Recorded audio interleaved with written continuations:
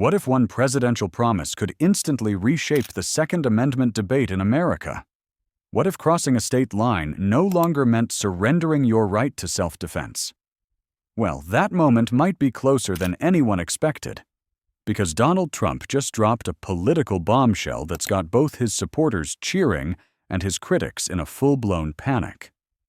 In a fiery speech that's already making waves across the nation, Trump announced his push for nationwide concealed carry reciprocity, a move that would make your concealed carry permit valid from coast to coast, no matter where it was issued. That means if you're licensed to carry in Florida, Texas, or Montana, you'd still be protected when you travel to California, New York, or New Jersey. For millions of law-abiding Americans, that isn't just policy. It's a revolution. This is not just campaign rhetoric. It's a direct challenge to decades of overreach that's punished responsible citizens simply for exercising a right clearly spelled out in the Constitution.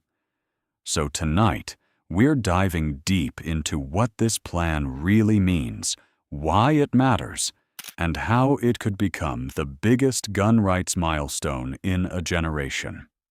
Let's start by addressing the broken system America has right now.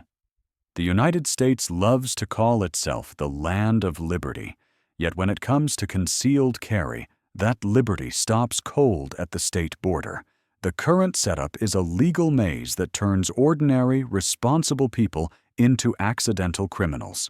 A concealed carry permit that's perfectly valid in one state can become a felony ticket in another. Imagine this for a second. You're a licensed, law-abiding gun owner who's passed background checks, taken safety training, and earned your concealed carry permit. You pack up for a family trip, cross into another state, and suddenly, without even realizing it, you've broken the law. You could be handcuffed, arrested, and charged as a felon simply because your permit doesn't count a few miles from home. Sounds insane, right? But that's exactly what happens every single day in America. If that sounds exaggerated, let's talk about real people. Take Sheenine Allen, a working single mother from Pennsylvania. In 2013, she was pulled over in New Jersey with her legally owned handgun in the car. She wasn't a criminal. She had a valid permit back home, but New Jersey didn't honor it, and for that, she was arrested and faced up to 10 years in prison. 10 years. For something that was completely legal across a simple state line, or Sergeant Andrew Tamoresi, a Marine veteran. In 2014, he accidentally crossed from Arizona into Mexico with his legally owned firearms in the back of his truck. He wasn't smuggling. He wasn't hiding anything. Yet he sat in a Mexican prison for 7 long months before finally being released. These cases aren't rare. They're symptoms of a fractured, inconsistent, and unfair system that treats honest Americans like outlaws. And that raises a crucial question. How free are we if our constitutional rights vanish every time we cross an invisible border? The Second Amendment is crystal clear. The right of the people to keep and bear arms shall not be infringed.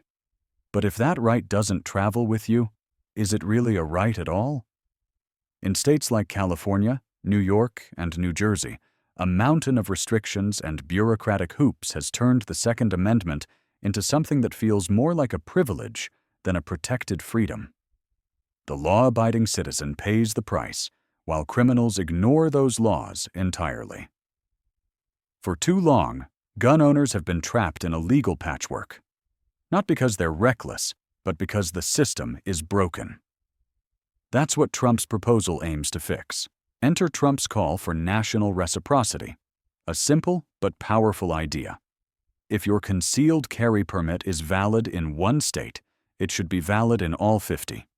Just like your driver's license or marriage certificate, your right to self-defense shouldn't expire when you cross a state border.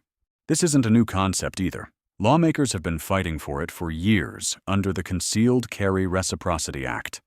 Back in 2017, the House actually passed H.R. 38, a bill that would have made all state-issued concealed carry permits recognized nationwide. It cleared the House, but stalled in the Senate. And that's where the movement lost momentum. Now, Trump's bringing it back. Only this time, he's not treating it like a talking point. He's making it a campaign promise and a challenge to every state that's tried to weaken the Second Amendment. In a recent speech, he didn't mince words. "I will protect the right of self-defense everywhere it is under siege, and I will sign concealed carry reciprocity." Your Second Amendment does not end at the state line. Those words hit like thunder in the political arena. He went further, saying, "Just like your driver's license or your marriage license, your Second Amendment must apply across state lines." It's a simple, logical, and deeply constitutional argument, one that resonates with millions who are tired of being treated like second-class citizens for simply carrying responsibly. For gun owners, this plan is about more than convenience. It's about consistency, fairness, and freedom.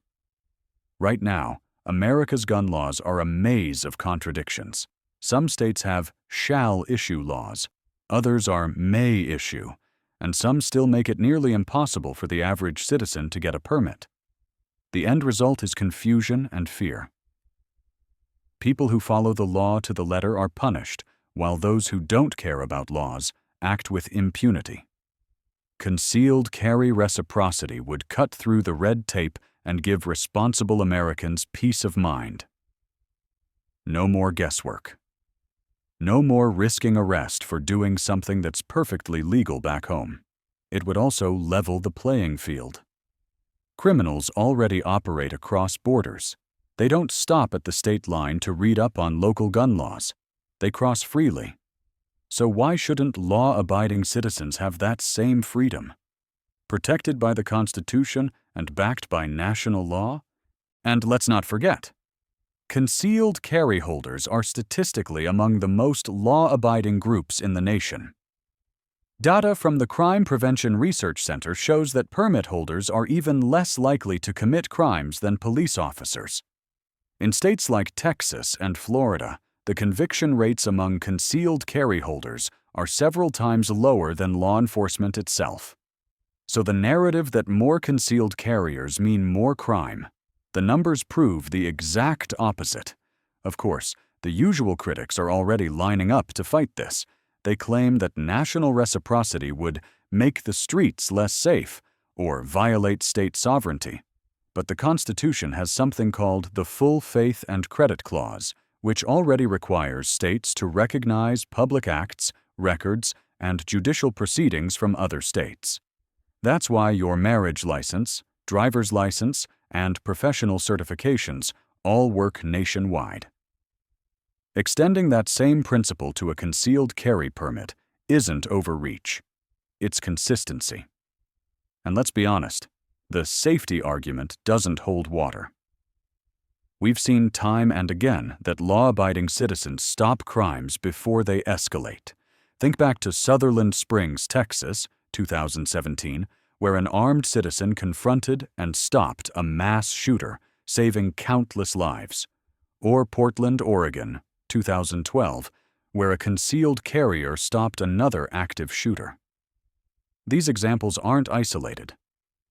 They're proof that responsible armed citizens can make the difference when seconds count and police are minutes away. Critics also like to paint concealed carriers as reckless vigilantes, but data paints a different picture. These individuals undergo background checks, fingerprinting, and training before ever receiving a permit. They're the definition of responsible. If anyone has earned the right to carry nationwide, it's them. Trump's strategy and political impact. Trump's renewed push for national reciprocity is as much a political statement as it is a policy one. It signals a return to constitutional fundamentals. An America that remembers rights don't stop at the border. It's also a direct rebuttal to what he calls the elitist hypocrisy of anti-gun politicians who campaign on gun control while surrounded by armed security. His message is simple. Self-defense shouldn't be a privilege of the powerful. It's a right for every law-abiding American. And this issue could become a defining moment in 2025's political landscape. For conservatives, it's a rallying cry. For moderates, it's common sense. For opponents, it's a nightmare scenario where federal law overrides restrictive state policies. One thing's for sure. This fight will define the next chapter of America's Second Amendment story. The push for national reciprocity isn't just about guns. It's about what kind of country America wants to be. Do we want a nation where freedom depends on your zip code? Or one where rights are universal, equal, and respected everywhere? The Second Amendment isn't buried in fine print. It's front and center because the Founding Fathers understood something timeless. Liberty and defense go hand in hand. When citizens can protect themselves, their families, and their communities, tyranny has no foothold. Of course, with that right comes responsibility, and that's something most gun owners take seriously. They train, they store safely, they respect the power of the weapon they carry. They're not the problem. They're the backbone of lawful self-defense in America. Momentum is growing fast. Gun rights groups, veterans, and constitutional advocates are rallying behind Trump's call. Organizations like the USCCA are urging Americans to speak up, call their representatives, and make their voices heard. Because this fight isn't theoretical. It's happening now.